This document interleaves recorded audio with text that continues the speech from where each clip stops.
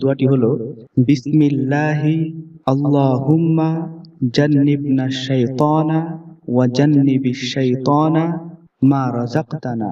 আবার বলছি, বিসমিল্লাহি আল্লাহুম্মা জান্নিবনা শাইতানা ওয়া জান্নিবিশ শাইতানা মা রাযাকতানা।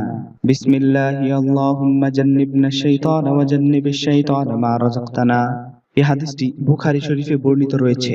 এই বুখারী শরীফে রাসূল সাল্লাল্লাহু আলাইহি ওয়াসাল্লাম সহবাসের পূর্বে নিয়ত করার জন্য বলেছেন এবং সেই নিয়তটি কিভাবে কোন দোয়ার মাধ্যমে করবে সেটি রাসূল সাল্লাল্লাহু আলাইহি ওয়াসাল্লাম বুখারী শরীফের 4787 নম্বর হাদিসে বর্ণনা করেছেন। বিসমিল্লাহি আল্লাহুম্মা জান্নিবনা শাইতানা ওয়া জান্নিবিশ শাইতানা মা রাযাকতানা। এই দোয়াটির অর্থ হলো, আল্লাহ তাআলার নামে শুরু করছি, হে আল্লাহ, আমাদেরকে তুমি শয়তান থেকে দূরে রাখো এবং আমাদেরকে তুমি যা দান করবে তথা এই মিলনের মাধ্যমে, সহবাসের মাধ্যমে যা দান করবে, যদি সন্তান